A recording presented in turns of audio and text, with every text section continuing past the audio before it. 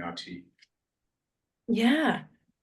Good morning, everybody, or good evening, depending on where in the world you are coming in from.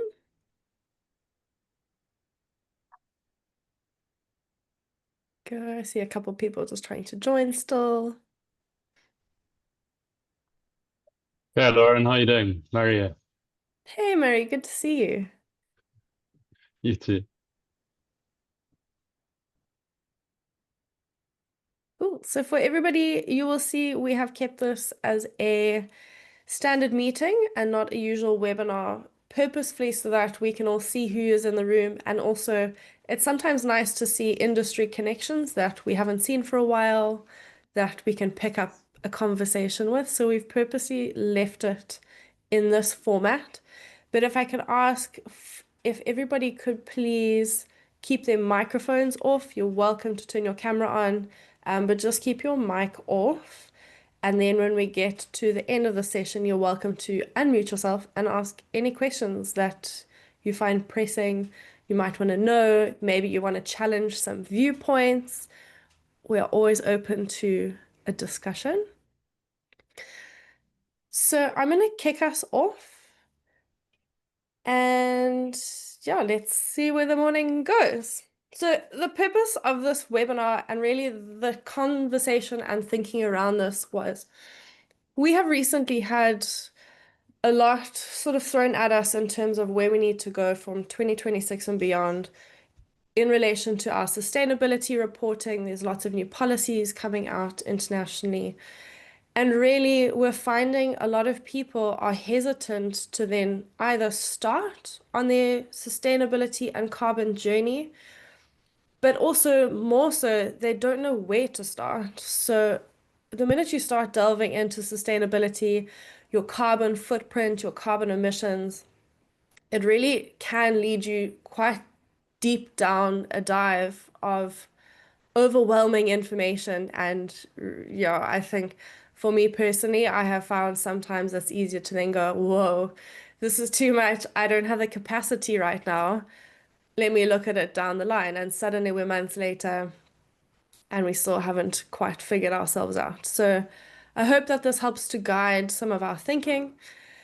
But it really is centered around some myths that we have encountered either from carbon specialists or sustainability specialists, where we want to just dispel some of that thinking and really bring it back down to the basics so it's not such an overwhelming journey to start or continue along.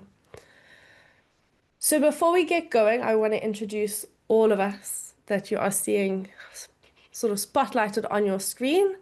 So my name is Lauren Moya. I am our Strategic Partnerships and Growth Lead at Baotree. My background is very much in disaster risk reduction and sustainable tourism, specifically within the non-profit space. I am joined by our first lovely speaker is Duncan Pritchett, who is the director and founder of ETC-Africa. He's also a certified carbon footprint analyst and tourism strategist with over 20 years of experience. So he comes with a wealth of knowledge and will be key to our myth busting this morning. And Duncan is joined by Tori Taylor, who is our Chief Operating Officer at Baotree. She really leads our forefront of all of our consulting when it comes to sustainability and really trying to make sure that our customers and our partners are not overwhelmed by the information of where they need to start and what metrics and data they need to start tracking. So, to lay out the scene of our first myth, this is one that we hear quite often. And I think it's also something that all of us as travelers become confronted with when it comes to booking our flights. Things like looking at your carbon emissions when it gives you the calculation of your flight, or where you get to the end of your flight booking journey and it asks you if you want to add a contribution to try and offset your carbon emissions. So sometimes we're led down the path to believe that our flights and our emissions from the flights are devastating to the environment. And it really leads us as travelers, but also as tourism operators, down a bit of a guilt trap where we find we often trying to scramble or justify what it is that we are doing in order to get to these beautiful destinations that we want to spend time in. So I'm going to hand over to Duncan to kick off the conversation and just guide us through. Duncan, your thoughts on this guilt trap and reframing our tourism industry thinking around this. Thanks, Lauren. Yeah, how's it, guys? Yeah, really nice to chat about this sort of thing. Yeah, flight shaming is one of my pet topics, and I I fully sympathise where activists are coming with this, but I think it's arguably, when it comes to climate and the environment, it's a dangerous sentiment, because it's a straw dog. It's not true on any level unless you looking at it in the context of choosing a flight over a train. Sure, okay, the train is fine, but what we need, context is so important with these things, because if we take the global aviation industry, and flights get hammered by climate activists, and the total global impact of air travel is between 2 and 3%. And you need to frame that half of that is probably cargo, a fair whack is private jets, the other half is a whole bunch is probably business travel. So you've actually got a very small slither that's there for travel for ecotourism. So the global impact there is really small. If you consider the fashion industry is over 10%. It's probably like 10, 12, 13% of global emissions. So, we probably should be having more conversations around, the new wardrobes clients buy for their safaris rather than their flights. But it is what it is. But I think it's really important for us to push back against this and frame the value of ecotourism. Just, hypothetically, across Africa, in all of our protected areas, we to create more carbon than is protected in protected areas in Africa, that is your carbon stock. It's a ridiculous number. I can't remember it off my head, but you'd have, every single person on the planet would have to fly Frankfurt, Joburg like 20 times. No. Yeah. If you take somewhere like just Sabi Sands as an example, Yeah. and the Gaza place that's reliant on people traveling for existence. It's an ecotourism destination. If it wasn't tourism in that area, it could probably be agriculture or something else. Yep. The carbon stock, so just the amount of carbon stored in a place like Sabi Sands, for instance, it's probably like 20 to 30 million tons. Wow. Is stored there. And then the sequestration value on an annual basis is probably about 60, 70,000 tons. And then you consider that average lodge has probably got a footprint of about, high end, it might be 1,000 tons. So that the net value of people actually traveling to these places, yes, sure, it's a ton of carbon, it's a lot, but it's minuscule in terms of the benefit. And this is also, it's not something that people do willy-nilly all the time. For most people, it's once every couple of years. It's not a frivolous, extravagant sort of thing. A long haul holiday is something they're only doing every couple of years. So I really think the whole thing, and then of course long haul travel is a lot more efficient. Carbon footprints are lower. The long haul travel fleets are more modern. The airline industry is probably leading globally in terms of offsetting their emissions. So I think the flight shaming thing, so I am waffling a bit, but it's setting a very dangerous precedent for travel to places where, I firmly believe, get people into wild areas. It doesn't matter what the carbon cost is. That is critical to taking the next step in creating, a more sustainable planet. 100%. I love how passionate you are about these types of traps. And that's the thing, right? When you say 2-3% of the global output, people aren't told those numbers. We're just bombarded with the big numbers, like tons of carbon. And do you want to offset this? And should you really be traveling? And the guilt around the entire agenda, not just in flights, but in sustainability generally, is really overwhelming sometimes. And for whatever reason, travel seems to have a bit of a bad PR, whereas the fashion industry, which is actually, however much more of our carbon, seems to be doing really well in terms of hiding that in the mainstream media. So we Yeah. need to switch whichever PR agencies we're using. I've also heard from that, Duncan, that me flying from the UK is way more efficient than say me going to France on a short haul. So I best up my biannual safaris. Yeah, that's absolutely true. I mean, what's happening on short haul flights, so people think, yeah, I'm going to take a short haul flight rather than a long haul flight because that's good. But most of the airlines' fuel is used on the runway. So it doesn't matter where you're flying. It Short isn't haul UK. flights also tend to be smaller planes. They tend to be older fleets. If you're flying long haul, you're probably going to be a more modern fleet, a more efficient aircraft. There's more people on the aircraft. So yeah, it's a straw dog on all ends, and it's really something that I think the industry needs to really push back on. But I think that's where also framing the other sustainability indicators, like biodiversity conservation, all these other things, is really important to communicate alongside your carbon footprint, because it's all of that good. When you see all of that good and you weigh it up against your carbon footprint, then I'm not feeling so bad about the long haul flight, because there's all of this other value that we're leaving behind by traveling to these places. Absolutely. And I mean, if you think about the guilt trap generally, it surrounds sustainability as a whole movement. And so it just embodies everything that we do. And there are so many wonderful people doing so much wonderful sustainability, progress and positivity in the areas that we both work. But I feel like it's always done with a bit of a burden and a bit of a, I have to do it, and a bit of guilt, and it's a bit of an effort. And I'm not sure how we managed to turn something so wonderful like protecting the planet and ultimately saving money, being more efficient across your operation, into something that's such hard work. You don't motivate anybody through negativity, but I feel like sustainability is such a negative thing. Like, do you kind of get that impression from all of the people that you work with in this space? Do you ever get somebody who's just like really excited to come in, or are they the kind of oddball? Yeah, and I think that's the key to it, is reframing all of these things into the positives of it.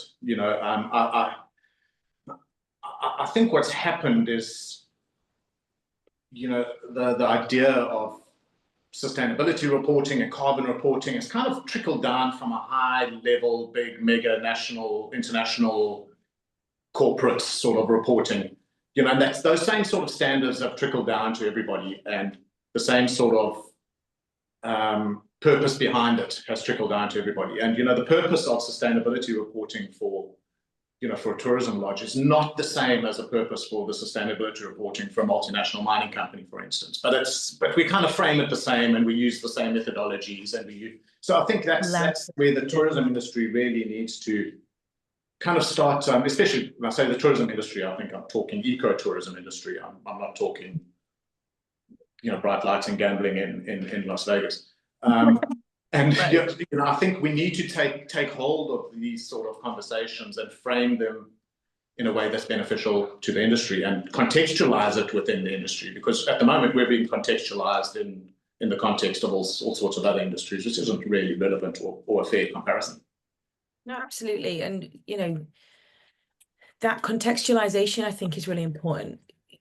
The number of carbon and all the rest of it, not only that does not make much sense to most people, right? But also the context of the cost of that carbon, which is a real thing that we need to care about. But the benefit, as you say, not only in the carbon sinks and protecting that landscape, but in the wider benefits of ecotourism generally, the benefit to conservation. What were you telling me the other day, Duncan, about ecotourism now being an active climate mitigating strategy?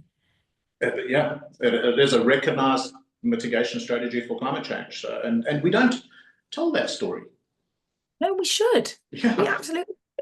And when's the place that you're the most inspired and the most happy? For me, it's on holiday. And normally it's when I'm on holiday right? And so if you can put people into a place where they're already feeling really positive, they're feeling really happy, and you can do some kind of micro sustainability awareness, you can make people more conscious, you can make people more inspired, especially the types of people that are coming on these types of trips, even if they've got big personal footprints, right, at home and in their business and in their life, you can inspire them and they can take a bit of that home with them. You don't know what ripple effect that's going to have on their attitude towards sustainability in the rest of their lives. Yeah.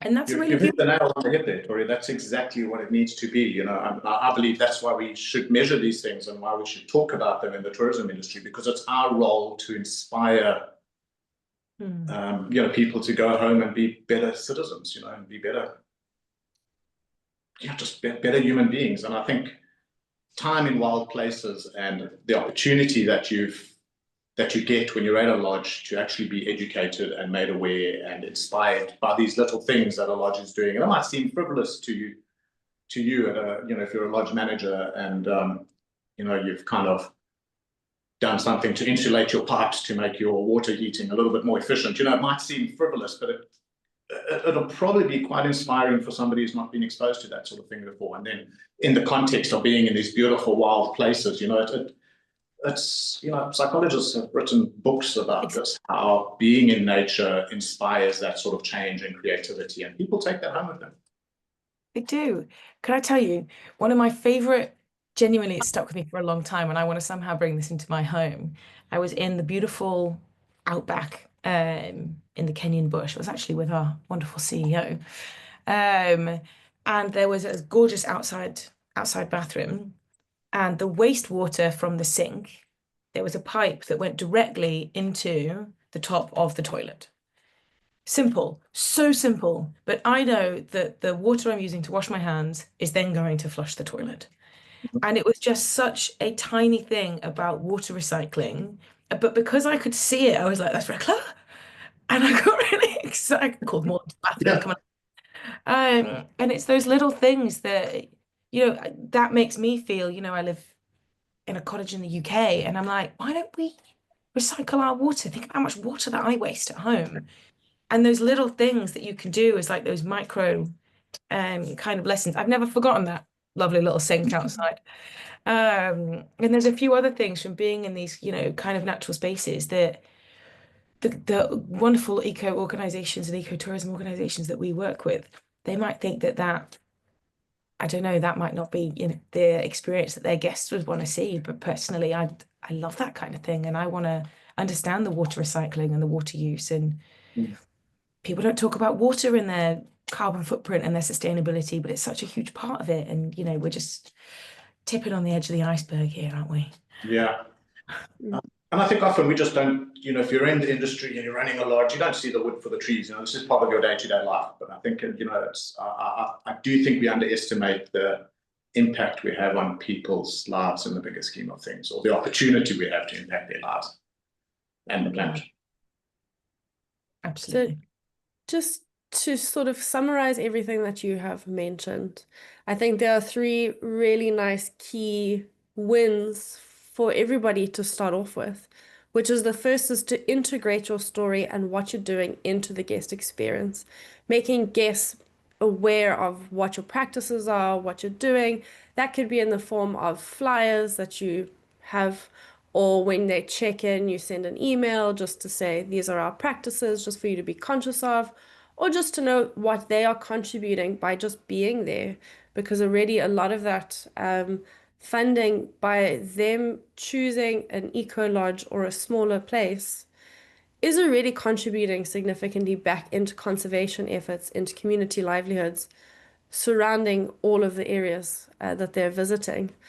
So to really reframe that narrative and to inspire guests rather than to hide and shame away from general carbon emissions or sustainability, I think is three key wins that everybody can start doing and implementing.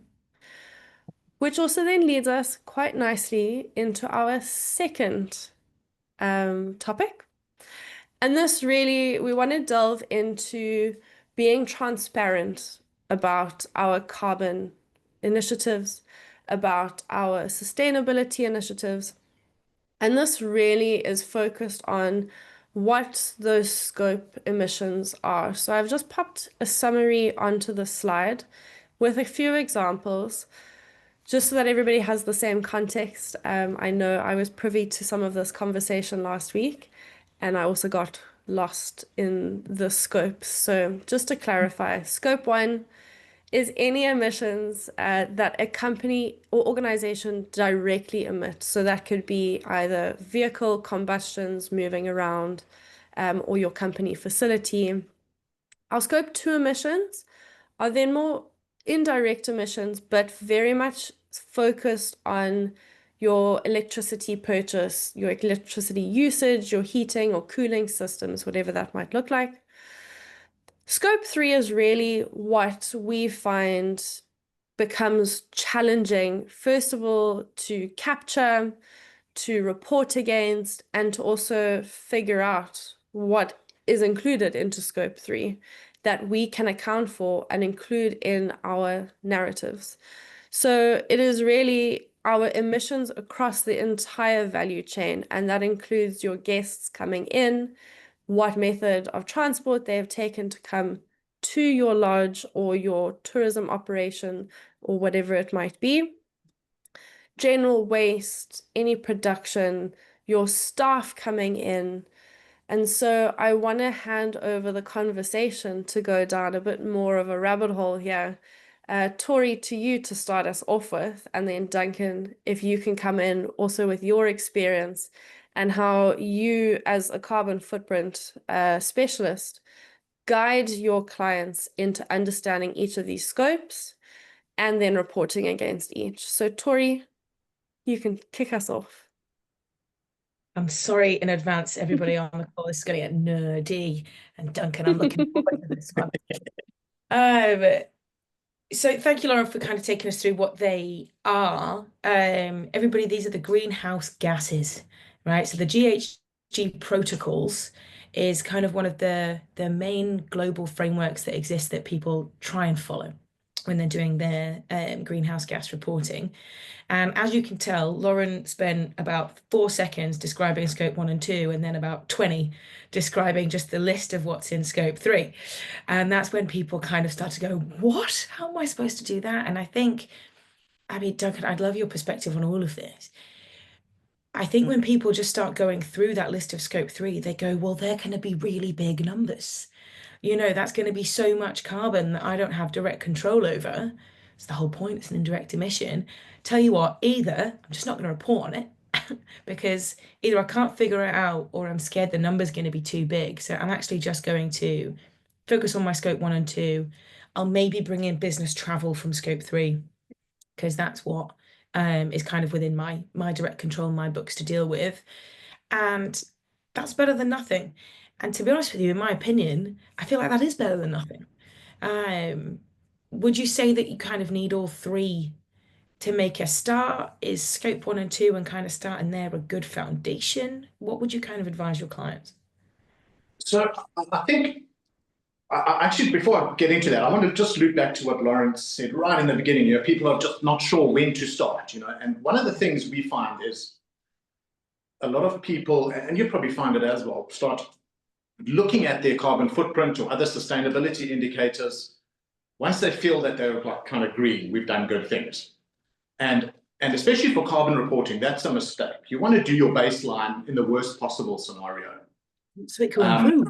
Because you can show your improvements, yeah. So we get loads of people who come, oh, we've just gone totally off grid, we've installed solar, we want to do our carbon footprint now. And I actually say, like, well, let's go back to do your baseline for 2 years ago before you had the solar, because you can show that improvement.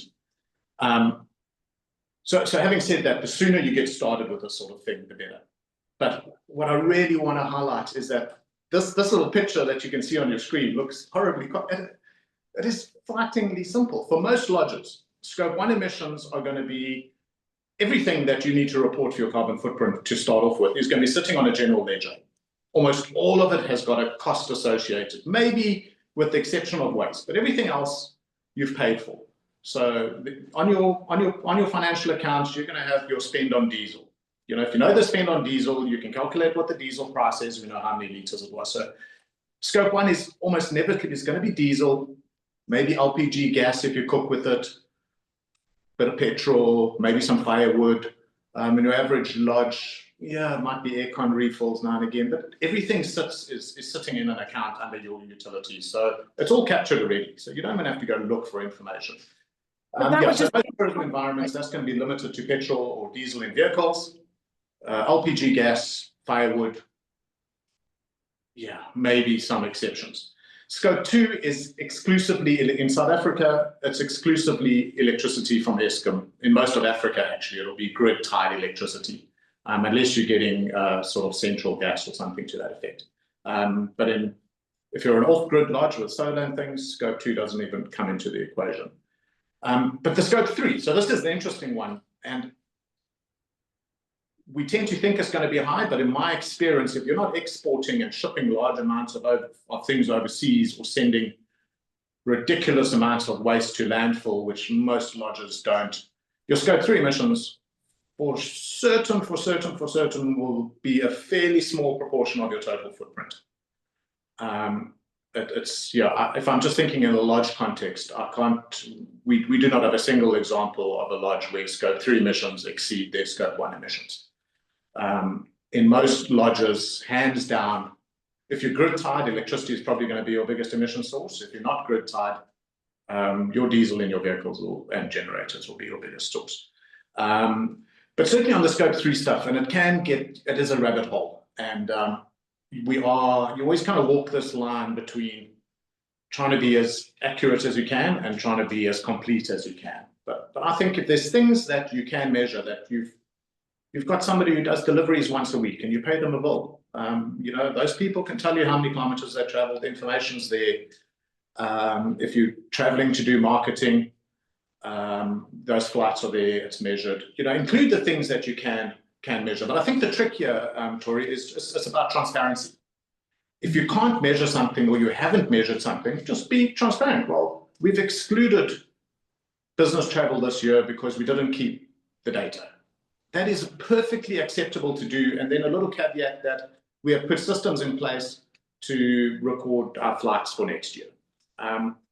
So I think I think Scope 3 is important as far as you can get down that rabbit hole. But having said that, it's really a difficult exercise. You can generally, if you don't have the data, you can generally extrapolate. And I think there is value in looking at it, because often Scope 3 is where your quick wins are too. Sometimes, cutting down Scope 1 emissions, diesel, if you've got to do game drives and travel, that can be difficult. But often in your Scope 3 emissions, that's where the little sneaky things are that are quite easy to cut back on. And it's where you can also have a broader influence on suppliers. And a lot of your Scope 3 emissions, of course, like waste management and that sort of thing, start tying into other sustainability indicators too. So by measuring that, you're actually ticking other boxes. Amazing. You can tell we like this topic, guys. I'm going to come back to a few things in there, Duncan, because there's some juicy things in there. The first one is a tidbit that actually one of my wonderful customers taught me. Kenya's grid electricity is some of the cleanest and greenest in the world. So by investing in the infrastructure and convincing the government to put grid electricity near their lodges, they are saving so much carbon than they would based on solar, which is absolutely fantastic. That's also then obviously had the wider effect of bringing grid electricity into that rural area that has much wider benefits for the surrounding community and things like that. But I just found that very, very interesting, because I had assumed that, grid was always going to be worse than a renewable local source. But I got told point blank that's not the case. And I verified that with Google. Thank you. Yeah. And there, Tori, is the value of measuring these things, because when you measure it, you understand it, you can contextualize it, you can compare it into other environments. And I think one of the things that I just want to chat about on this is also around this benchmarking, measuring your carbon footprint, knowing where you are, and benchmarking against peers. And I think this is another area where the ecotourism industry kind of needs to get a grip on and take ownership of it and report transparently, because what happens is we're getting bundled in with the tourism industry in general, and big hotels and golf courses, whatever the case may be. And our carbon footprint in many respects, if you're going to a lodge, your carbon footprint isn't just it can't be compared to a hotel. Because you're providing activities, people are going on game drives. There's also all these other things that happen in those sort of environments. You're not just getting a bed. So being able to make those comparisons is really important, and be able to benchmark ourselves against industry peers and frame that properly in the tourism industry, I think is really, really important, because people would, at a snapshot, look at a large footprint and say, oh, well, this is higher than a hotel in London. Yeah, but you're actually doing, contextually, it's very different, because half of that footprint is activities and game drives, and that's not measured in another normal city hotel environment. So I think it's this is really somewhere where the ecotourism industry needs to start kind of taking control of these narratives and having their own set of data. And this is how we operate. This is what our benchmarks are, because, like you said with the Kenya example, these things around the world, they're not equal, they're not the same. Context is really, really important. Absolutely. And there's so much I want to come back on scope 1, but I'll stop and we'll stay on benchmark. Lauren, nudge me, keep me on track. The benchmarking is so interesting, because as soon as you get into that comparative, lots of the wonderful customers that we work with, they're really interested in internally benchmarking, and making sure that their best performing properties and lodges can then lead by example and become that champion, which is absolutely fantastic. But there is a very genuine want and need to benchmark against an industry that isn't possible right now. Because, as you say, you're comparing apples to airplanes, not to bring us back to flights. But we need more organizations to be open and transparent about their full chain and their full value in order to be able to create those benchmarks, especially as now with the conscious consumer trends. If you look at big organizations like Travelist, they're going to be putting carbon footprints and things per guest night and all of those wonderful bits of data on booking.com and all of these kind of websites, where it's now going to be one of the first bits of information that you receive as a traveler looking around. And if that's the first bit of contextualization that you get, that's so much higher than going to a hotel, in a less rural area, then you're going to think that you're doing a bad thing. And of course you're not. So, but again, these organizations putting that benchmark out there, they're trying to do a good thing. And so we can't harp on about that negativity in the same way that we said we couldn't do that about 15 minutes ago. We've got to accept the positives. We're trying to make people more aware and get the data out there. But we do need a way of making sure that we're comparing the right things to the right things so that it's fair. Because at the moment, it's not overly fair. That's exactly, yeah. Unfair comparisons, Duncan. I'd like to challenge you on some of your scope 3 and some of your scope 1, actually, things that you've spoken about. Because in order for there to be fair comparisons, I feel like there needs to at least be consistency, right? And not only is there sometimes a lack of consistency with being able to monitor year on year within your own organization. So as you say, this year we don't have that data. So we're going to put a really clear assumption in there that says we don't have that, and that's honest and that's true. But that means that potentially your own internal benchmarking year on year is going to be difficult to do, because it's actually going to be including different things. The other thing I'd love you to come back to me on with gusto is that you said that the things that you can put onto your carbon footprint, they're all going to be on your general ledger. And that's marvelous, because if you're more sustainable, then arguably you're also more efficient in saving money. But if you're just looking at the cost of things, how are you getting that accurate data in terms of how much, how long your generator was running, and the kind of the weight of your firewood, and all of those things that the GHG protocols kind of encourage you to do in terms of accurate weight and time? How are you getting that from a general ledger? So I think to answer your question, start off with, I think there is a principle of continuous improvement that we need to understand. But if we're going to scope 3 emissions on what to include, we've tried to be very, certainly try to have a minimum, especially in the ecotourism clients that we work with, a minimum inclusion of waste, because that's something that can be measured. It is there, everybody's doing it. Business travel, It's something that's there that everybody's doing. It can be measured. Third-party deliveries. It's something there. It can be measured. Yeah, so certainly on those three, I feel like I'm forgetting one, but either way, there's a minimum amount of things that we put in there that's generally standard in tourism industry reporting, and we've tried to align that certainly with the World Travel Organization sort of guidelines for hotels and things as well, and the kind of things that they measure. So I think at a minimum, having those in there is very doable, and then you certainly are on a par with what most other players in the industry are doing. I get what you're saying. It could make it an unfair comparison if one lodge is including the travel of their guests' flights, for instance, in the footprint. But that could make it unfair. But I generally recommend that people don't include that, because what's going to happen is somebody's coming, they're doing an international flight, but they're coming to your lodge, they're traveling all over the place, so you're actually creating more uncertainty than accuracy. They're going to multiple, how much of their carbon do you take responsibility for? So yeah, exactly. So you take responsibility for carbon that's actually shared across other people, and so we try to look at it in that sense. So we try to encourage people to at least cover those basics that are putting them on par with what other hotels and things are reporting on.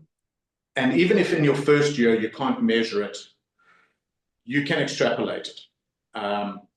So your firewood example, very few people are going to measure every log that goes on the fire, but I feel it's perfectly acceptable for you to measure the firewood you use on an average occupancy night and extrapolate that across the year. Same with waste. If you I can't justify asking a lodge manager to go and weigh your organic waste, weigh your plastic waste, weigh your other waste, every single day. It's just, we're creating these barriers to entry and making it a whole lot more difficult than it should be. And it's perfectly acceptable for a Scope 3 emission to say, just measure it on an average occupancy night. And let's just weigh it at the end of one, you just do this once, or do it once a quarter maybe, if you want to if you've got varying occupancies throughout the year. And we extrapolate that data across the year, and you will be within an acceptable margin of error. Your question about emissions factors. So yeah, if you're going to use cost-based emissions factors, say as an example, travel.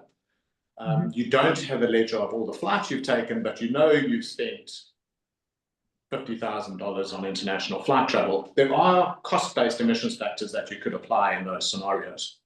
What we would typically do is use that and then recommend that next year we try and improve this data by actually keeping a record of your flights. But you asked about the accuracy of it, and I think this is where people get bogged down in putting people use the word carbon auditing, and the word audit is totally incorrect, because it puts this need for exact numbers on the table, and you're never going to get exact numbers. So as an example, we could say, yes, it feels intuitively like a cost-based emissions factor for your flights is going to be less accurate than DEFRA's emissions factors from the published emissions factors per passenger kilometer. But I could be taking an Emirates flight from Johannesburg to London using that emissions factor, which is based on the average aircraft with an average weight and an average amount of passengers, and I might find there's only 10 passengers on that plane. So in that scenario, that emissions factor is going to be a gross misrepresentation of what the actual emissions of that flight were.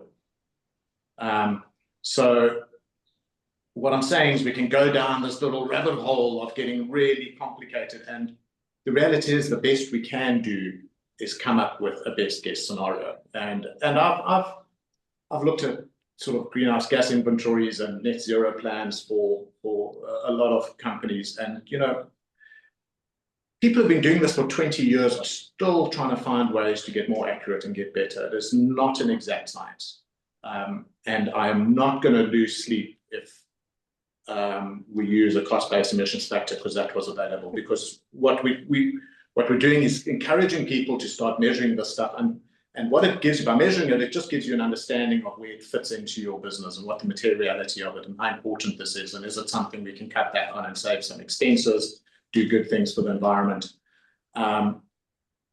I think it's more important to take that step and do what you can than not do anything because you're worried that your numbers aren't going to be 100% accurate. Yeah. Amazing. Sorry, a bird just flew into my window and that really scared me and my dog. So it's got a small dog.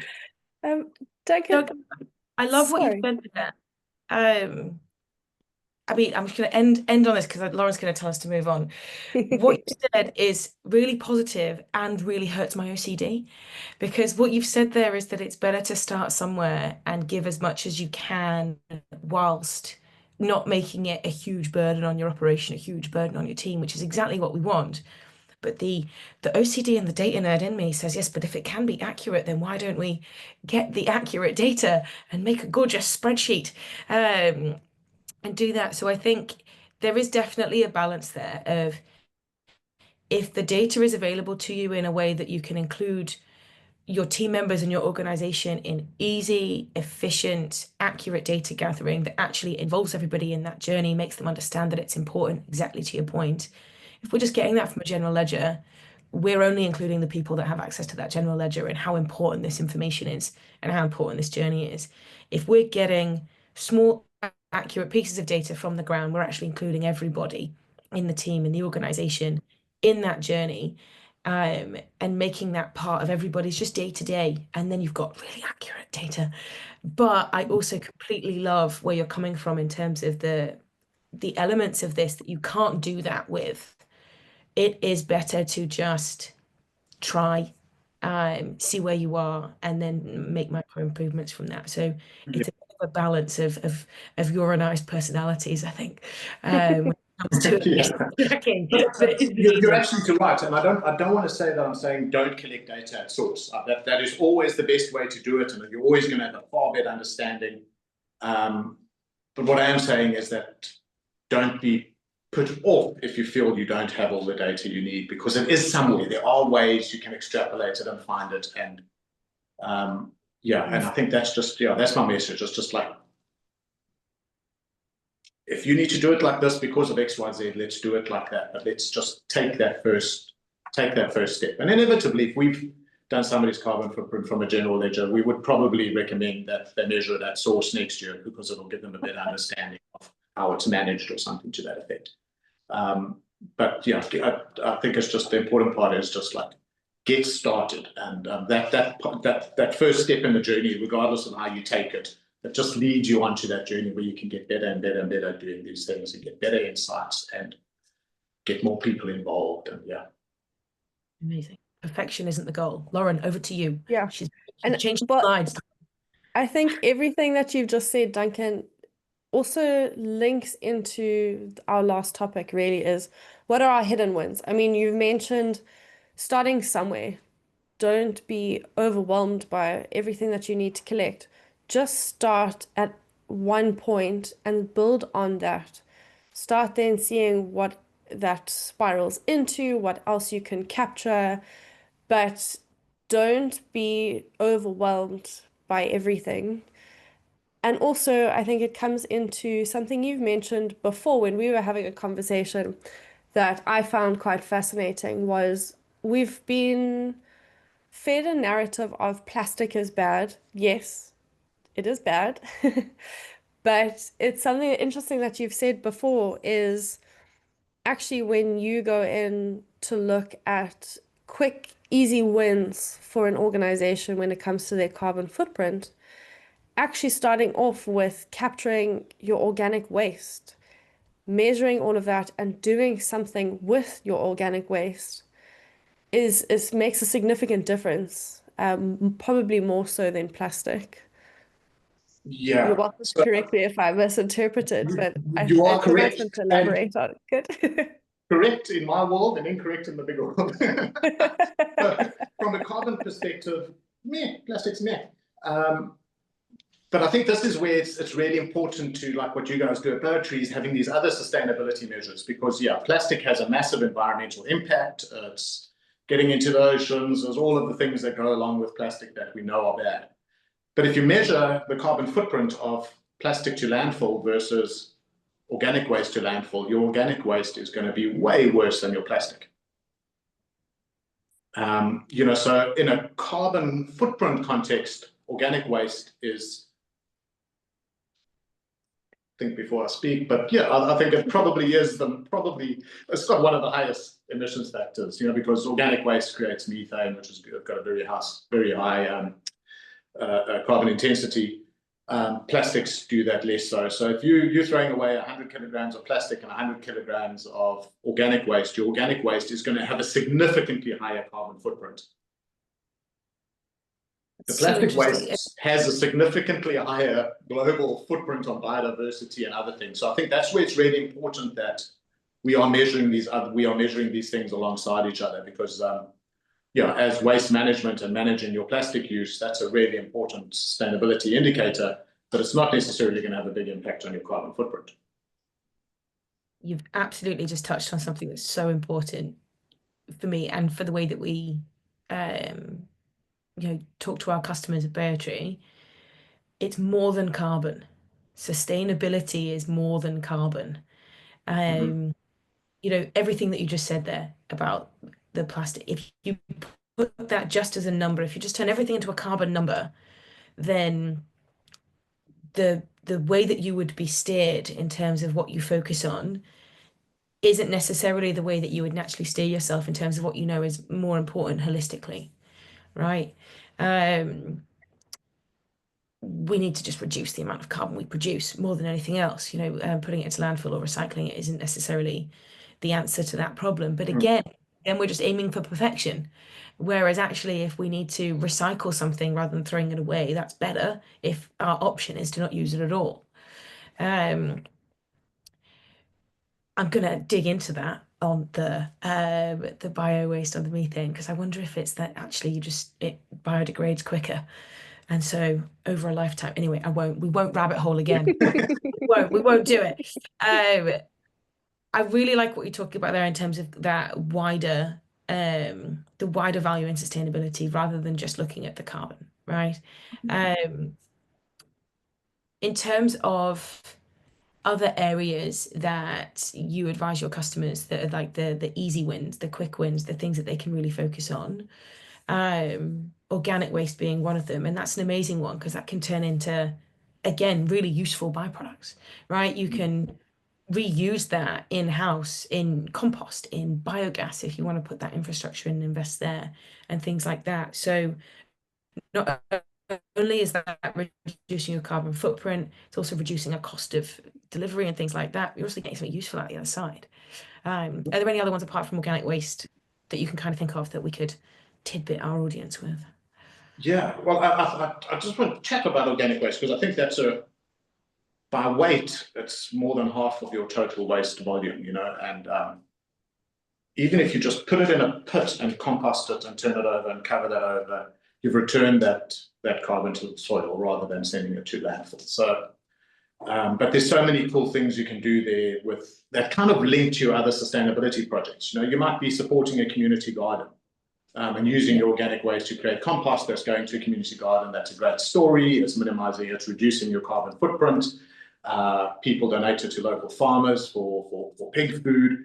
Projects that they're supporting sort of outside of their sort of large environment, community projects. So organic waste is it's such a simple, easy win. And when you weigh it and measure it by weight, it's the biggest part of your certainly of your waste footprint and waste volume will be organic, and so that's a really useful one. Because it's our food waste. It's largely our fault as guests for that piece of waste. And one of the wonderful customers actually on this call is wanting to really focus on the food waste that comes out of back from plates from people in restaurants and things.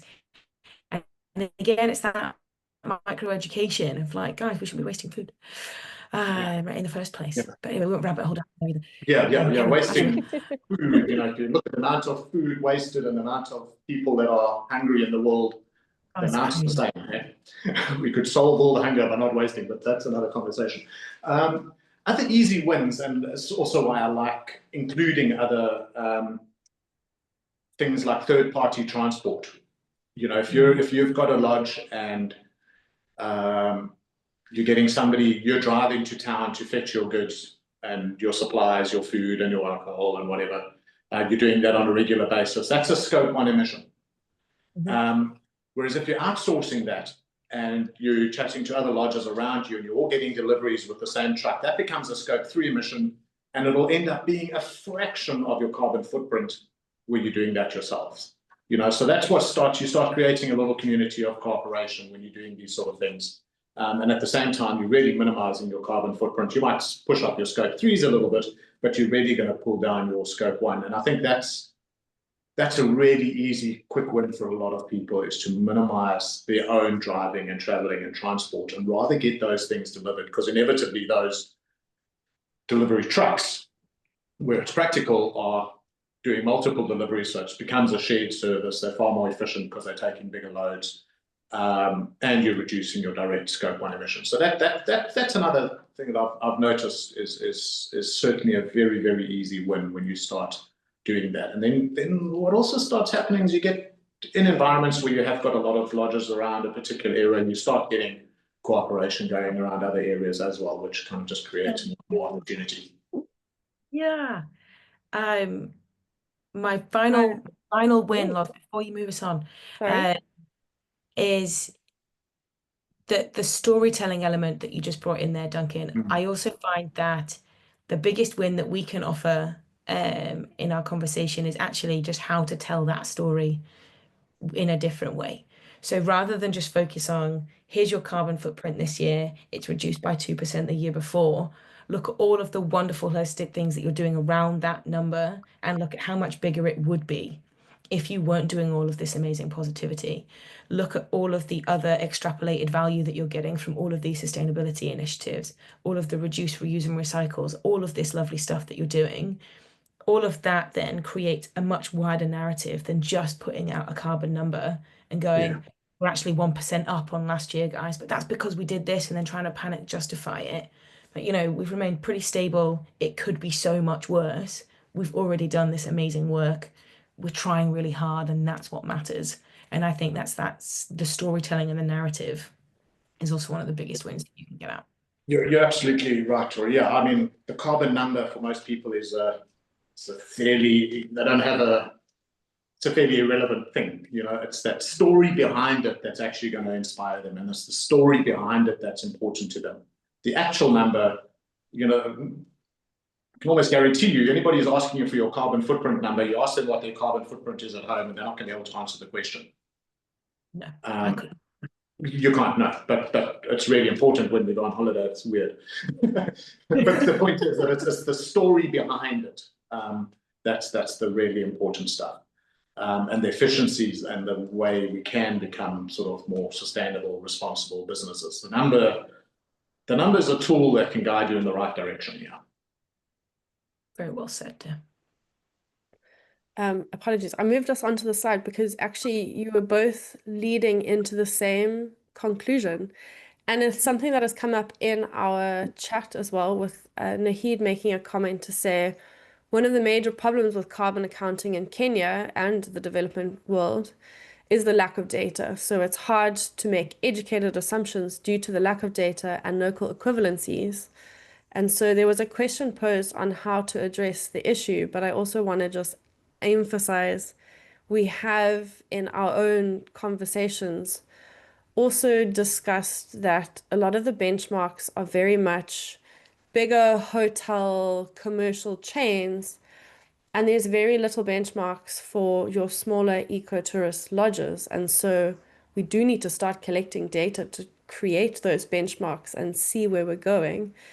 But I want to delve into some of these questions and get your thoughts and insights. So let's start off, I suppose, with that one of any advice on how to address the issue of not making educated assumptions, but actually getting the data to start creating the baselines in your smaller or ecotourism establishments. Yeah, I would love, sorry, who was that question from? It's from Nahid. Nahid Papa. From? Nahid.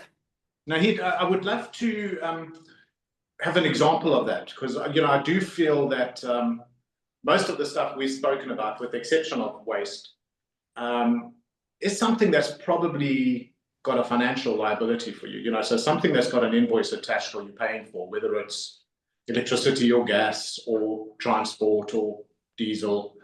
So when we worry about comparing it to other places in the world, I'm just curious if there's a specific example, because I feel that in any business that's got a decent set of financials, which most businesses should have, you should have that data available. If you know how much was spent on diesel, you know how much diesel costs per litre, you should just be able to do a simple divide sum and have that number.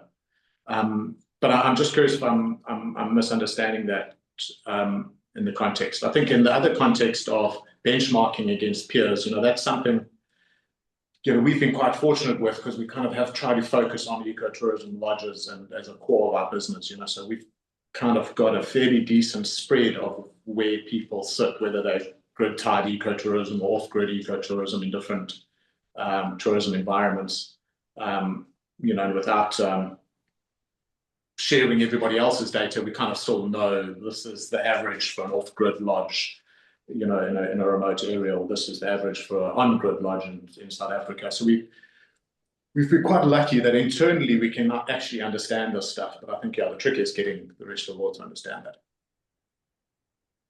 Brilliant. I want to also add there is a comment and a question from Lisa Scriven as well. So the first comment is, thank you for mentioning the use of renewables in the region, Tori. Many African countries are using renewable sources to generate grid electricity, sometimes as their primary source. And it's a story that is essential to integrate into and counter the flight shaming narrative. So just a lovely reference on that. And then her question is, could you please share your views on the implications of the EU's Empowering Consumers Directive for businesses that want to position themselves in the EU market for their sustainability claims, especially regarding carbon footprints? For example, do you think it is accelerating action, or is it more of a wait and see response, or anything else? It's definitely accelerating action. So if just as an example, in our business, probably about 60% of our clients are ecotourism related, and then we've got another 40 that are not ecotourism related, and almost every single one of that other 40. And this is actually an interesting nuance. The tourism guys measure their carbon footprint because they want to, and they want to communicate that. There's another 40% of our clients who really don't want to be our clients, but they are feeling that if they want to continue exporting into EU or doing business with their EU clients, they have to kind of comply. And we've seen a definite growth in that. So there is this pressure on industry to comply and report on these sort of things. So I definitely feel it's definitely been over the past 3 or 4 years, we've seen a definite acceleration there. And then on the tourism side, we have seen a definite uptick in third parties asking about carbon footprint data and energy mix and these sort of things at lodge environments, whether they're tour operators or travel agents or buyers, that sort of thing. So I think it is something that's accelerating. If you'd asked me this question 2 years ago, I would have said it's definitely going to become almost a compliance thing in the short term. But we're living in strange times. So I'm not sure where that's actually going to go. But certainly there's definitely pressure on people to do that. Yeah. So we've got, like I say, about 40% of our clientele who are doing this under duress because they feel like they have to, not because they want to. So straight back to the guilt trap, doesn't it? Yeah. Yeah. Well, brilliant. Those are all the questions that we have in the chat and the comments. I want to just say thank you so much, Tori and Duncan. I have found it very interesting and enlightening, and I hope everybody in the audience also feels the same way. But please feel free to reach out either to Tori, myself, or Duncan. I've left all of our emails and websites on the slide. I will also share the presentation and the recording afterwards. But we really look forward to just continuing this conversation. If you want any advice, or if you just want to chat through where you are and where to go, please feel free to pop us a message or get hold of us on our websites or our LinkedIns, and let's just continue the conversation. It's a really good start, and I'm excited to see where this journey goes with everybody. So thank you very much, and have a brilliant day further.